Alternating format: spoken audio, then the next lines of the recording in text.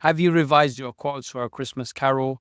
Listen to this video and I'm going to go through the key quotes for the theme of poverty.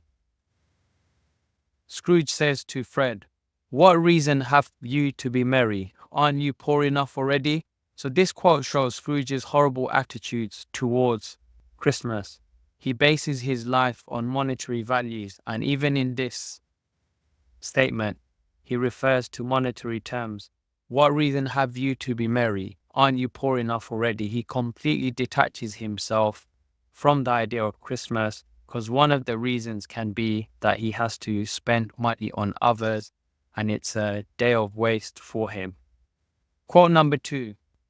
When the children of ignorance and want are described as these symbols, they're presented as yellow, meagre, ragged, scowling, wolfish.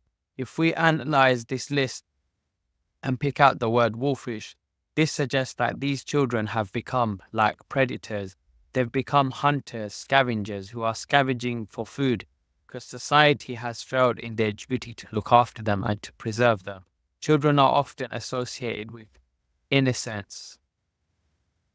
However, here, this innocence has been stripped away and the children are left to fend for themselves. And as a result, the use of animalistic imagery is used. Quote number 3. When Scrooge states, "Let's decrease the surplus population," this quote shows his hatred towards the poor.